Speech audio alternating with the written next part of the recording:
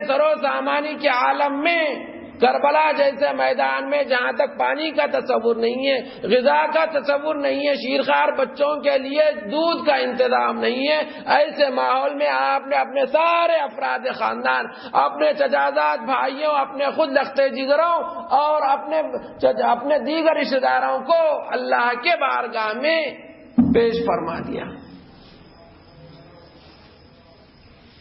میرے بھائیوں، بزرگوں اور دوستوں، نوجوانوں، غور کیجئے، سمجھیے اس واقعے کا مقصد کیا ہے۔ حضرت سیدنا خواجہ معین الدین چشتی رحمۃ اللہ علیہ نے اس واقعے کا مقصد بیان فرما دیا۔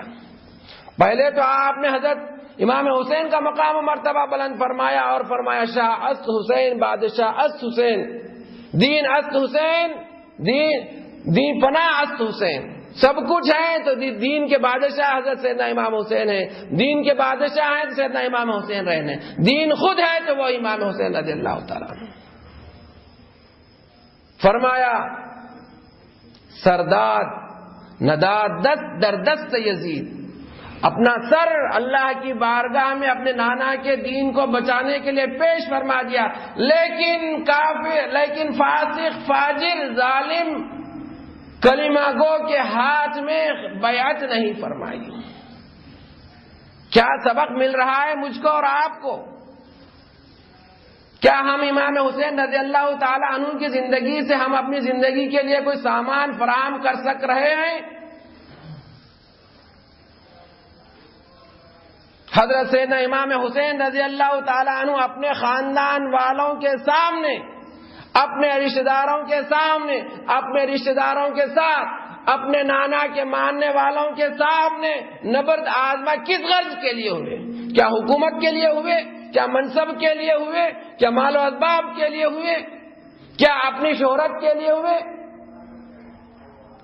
نہیں ہوئے تو صرف اور صرف اپنے نانا کے دین کی عزت اور ناموس کو بچانے کے لیے۔ وہ بھی کلمہ گو تھا، لیکن کیسا کلمہ گو تھا؟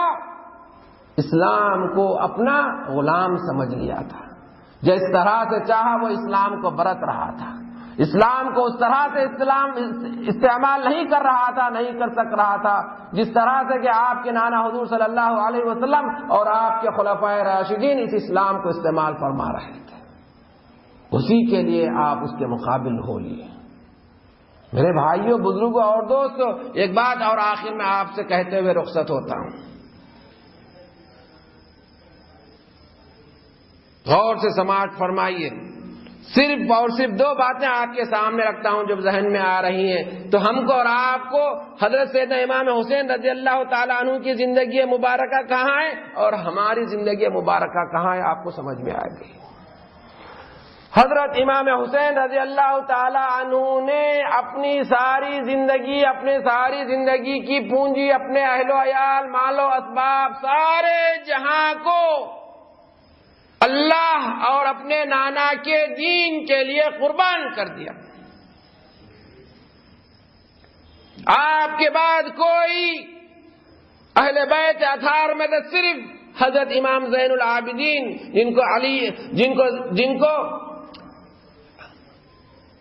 کو حضرت امام زین العابدین کہا جاتا ہے، جو بیمار ہونے کی وجہ سے رہ گئے تھے، ان کے علاوہ کوئی اور جو ہے نا وہاں پر اہل بیت میں سے کوئی موجود نہیں تھا، اور حضرت امام زین العابدین کے ہی ذریعے سے آپ کے ہاشم اہل بیت اطہار کی نسل چلتی رہی۔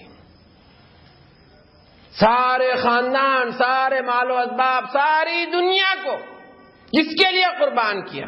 میرا آپ سوال ہے، کس غرض کے لیے قربان کیا؟ کیا دنیا حاصل کرنے کے لیے؟ کیا منصب حاصل کرنے کے لیے؟ کیا حکومت حاصل کرنے کے لیے؟ نہیں، صرف اور صرف دین کی حفاظت کے لیے۔ یہ تو تصویر کا ایک رخ ہے، میں آپ کے سامنے رکھا ہوں، لیکن میں اور آپ اگر میں اپنی زندگیوں کا جائزہ لیں، اگر اس کا انالائز کریں تو کیا سمجھ میں آتا ہے؟ آج اور اس سے قبل خود یزیدیوں سے جو سلسلہ چلا آ رہا ہے اور آج تک وہ سلسلہ جاری ہے، آج کلمہ گو مسلمان کہلانے والے دنیا کی معمولی مال و اسباب، دنیا کے معمولی مناصب، دنیا کے معمولی حکومتوں کے لیے، چھوٹی چھوٹی باتوں کے حاصل کرنے کے لیے آج اور اس کے حاصل کرنے کے لیے اسلام کو قربان کر دے رہے ہیں. وہاں پر کیا کیا امام حسین نے؟ اسلام کی خاطر سب کچھ اب خود کو اپنے طور پر قربان کر دیا. لیکن ہم اپنی دنیاوی اور اپنی نفسانی خواہشات اور دنیا کے حصول کے لیے اسلام کو قربان کرنے چلے جا رہے ہیں, اسلام کو قربان کر رہے ہیں.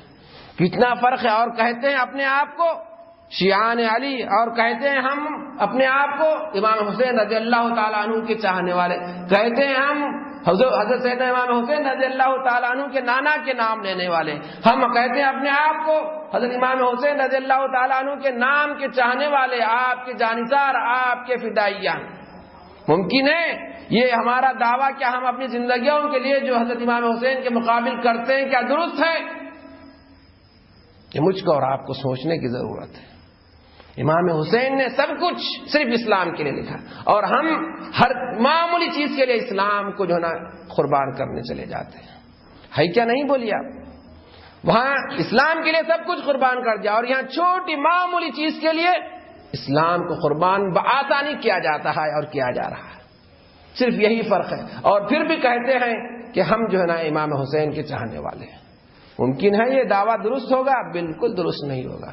یہ ایسا ہی ہے, انتہائی جھوٹا اور جو نا بے معنی دعویٰ ہے. اگر اس دعوے میں اگر کوئی جان آنی ہے تو پھر مجھ کو اور آپ کو حضرت امام حسین رضی اللہ تعالی عنہ کے کردار کا کچھ 10% حصہ بھی کچھ نہ کچھ اپنی زندگیوں میں لانا ہوگا.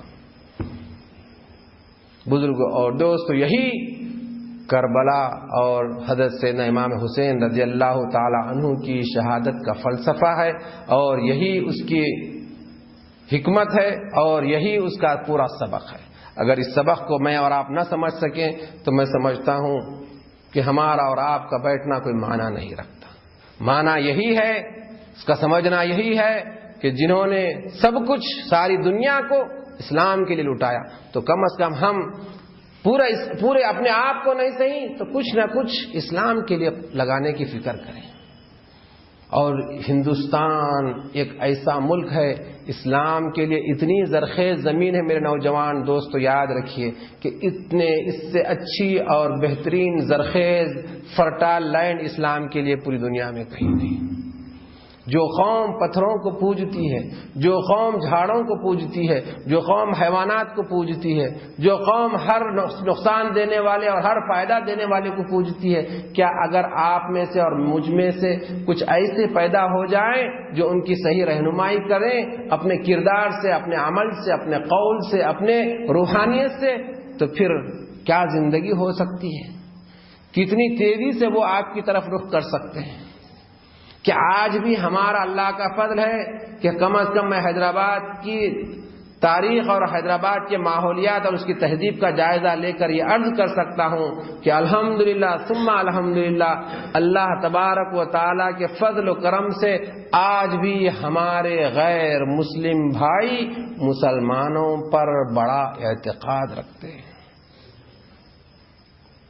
آپ کو محسوس نہیں ہوتا ہے تو آئیے ہمارے علاقے میں تارنا کے جب بھی عصر کی نماز یا فجر کی نماز ہوتی ہے تو وہ ان کے خواتین اپنے شیرخوار بچوں کو یا چھوٹوں کو لے کر آپ کے مسجد کے دروازے کے باہر, اور خود جو ہے نا مولانا جامع سکندرآباد کے باہر وہاں پر کئی ہندو بھائی آ کر جو ہے نا ان کو دم کروانے کے لیے موجود ہوتے ہیں. کیا نہیں ہوتے ہیں؟ بولیے.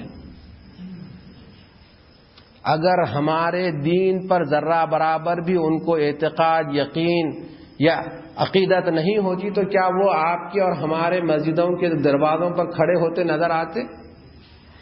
چاہے مسلمان کتنا ہی گرا ہوا ہو, چاہے مسلمان کتنا ہی جاہل ہو, کیا کبھی اس کو اپنے کسی جگہ پر ان کی عبادت گاہوں پر اپنے بچوں کو لیے ہوئے دیکھے آپ نے؟ تو میرا آپ سے سوال ہے اور میری آپ سے گزارش ہے, تو وہ جب آپ کے ہمارے عبادت گاہوں کے سامنے ٹھہرتے ہیں تو یہ اللہ کا فضل نہیں ہے؟ یہ ہم کو اور آپ کو ایسے ہماری نظر, کچھ سوچئے بھائی, کچھ غور کیجئے, اپنے پیٹ کو سوچئے, ضرور سوچئے, لیکن پیٹ کے ساتھ ساتھ یہ اسلام جس کے لیے میں اور آپ پیدا ہوئے ہیں اس کے لیے کچھ سوچئے.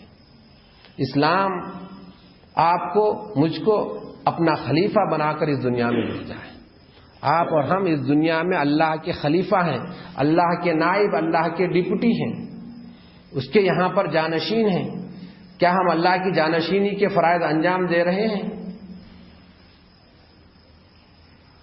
میرے بھائیوں، بزرگوں اور دوستوں، اللہ نے فرمایا، حدیث قدسی ہے، میرا بندہ مجھ سے قریب ہوتا ہے نوافل کے ذریعے سے، اور جب وہ مجھ سے قریب ہونے لگتا ہے اور قریب ہوتا ہے تو میں اس کے آنکھ بن جاتا ہوں جس سے کہ وہ دیکھنے لگتا ہے، میں اس کے ہاتھ بن جاتا ہوں جس سے کہ وہ چھونے لگتا ہے، میں اس کے پیر بن جاتا ہوں جس سے کہ وہ چلنے لگتا ہے. کیا بات ہے! اور یہی بات کو ہمارے صوفیاء کرام نے اس انداز میں بیان فرمایا کہ گفتہ اللہ بود گرچہ از حلقوم عبداللہ بود. جب بندے مومن کا ایمان مضبوط ہو کر اور اپنے کردار اور اپنی عمل کی وجہ سے اس منصب پر، اس درجے پر پہنچ جاتا ہے تو اس کے زبان سے نکلی ہوئی بات گویا کہ وہ بندے کی زبان سے نکلتی ہے، لیکن وہ اللہ کی بات بن جاتی ہے، اور اللہ کی بات ہو جانے کی وجہ سے اس کو کوئی دنیا کی چاہے وہ کتنی بڑی طاقت ہو اس کو رد نہیں کر سکتی. اس کا عمل، اس کا نفاذ ضروری ہو جاتا ہے. اسی بات کو مجھ کو اور سمجھنے کی ضرورت ہے میرے بھائی. حضرت امام حسین نے تو سب کچھ وہاں پر روحانیت، کرامت چاہتے تو کیا کیا ہو سکتا تھا وہ ہم کو سمجھنے کی ضرورت نہیں، لیکن مشیت الہی کے سامنے آپ نے اپنے آپ کو اللہ کے بارگاہ میں پیش فرما دیا. لیکن اللہ کا فضل ہے کہ ہندوستان میں ایسا ماحول نہیں ہے. اگر میری اور آپ جیسا کہ کہا جاتا ہے بڑی زرخیز ہے مٹی، بڑی زرخیز ہے، اگر ذرا نم ہو تو یہ مٹی بڑی زرخیز ہے ساقی. تھوڑی سی نمی مجھ میں اور آپ میں آنے کی ضرورت ہے. وہ نمی کیا ہے؟ اسلام کی روحانیت، اسلام کے لیے تڑپ، اسلام کا کردار اپنی زندگیوں میں آ جائے. آج کیا بات ہے میرے بھائیوں، میرے نوجوانوں، مجھے جواب دیجئے. آج دنیا میں کچھ بھی خراب کام ہوتا ہے تو اس کا رخ مسلمانوں کی طرف کیا جاتا ہے. آج یہ ماحول ہم کیوں نہیں پیدا کر سکے؟ جب کوئی دنیا میں کوئی اچھا کام ہوتا ہے اور ہو رہا ہے اس کا رخ مسلمانوں کی جانب کیوں نہیں کیا جاتا؟ کیا اس بات پر مجھ کو اور آپ کو سوچنے کا حق نہیں ہے؟ سوچنا نہیں چاہیے؟ ہم اور آپ نائب رسول ہیں، ہم اور آپ اللہ کے خلیفہ اس زمین میں بنائے گئے ہیں. اللہ نے جو اتنے دھڑلے سے فرشتوں کے مقابل میں یہ بیان فرمایا، انی جاعل فی الارض خلیفہ، میں اس زمین میں اپنا ایک خلیفہ بنانا چاہ رہا ہوں. سارے فرشتوں کی مخالفت مول کر اللہ تبارک و تعالیٰ نے اسلام کے ماننے والوں کو اپنا خلیفہ بنا کر اس زمین میں بنا بھیجا. آپ اور ہم عقیدت سمجھتے ہیں. آج ہمارا ہر ایمان کا کام، آج ہماری ہر روحانیت کا مقصد ہماری دنیا ہو چلا ہے. مجھے معاف فرمائیے، مجھے کہنے دیجیے، آج ہم کسی بزرگ کے مزار پر جاتے ہیں، آج ہم کسی مسجد میں آتے ہیں، آج ہم کسی اور کے پاس رجوع ہوتے ہیں تو اس کا مقصد صرف میری دنیا کے لیے دعا کیجیے، میری نوکری کے لیے دعا کیجیے، میری تجارت میں برکت کے لیے دعا کیجیے. کسی بندے مومن نے کہا کہ اے مولانا، اے مولوی صاحب، اے حضرت جی، اے اللہ تو میرے ایمان کو مضبوط فرما، میرے ایمان میں استقامت عطا فرما، میرے ایمان کو مجھ پر صحیح سالم رکھ. کیا کبھی کوئی مسلمان نے کسی سے رجوع ہو کر کہا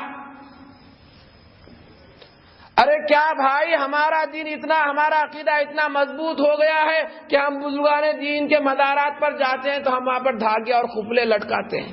ارے ہمارے اہل سنت والجماعت کے عقلوں پر کیا تالا پڑ گیا ہے؟ ارے کیا بھائی ان بزرگوں کو آپ کے خفلوں کی اور آپ کے دھاگوں کی ضرورت ہے؟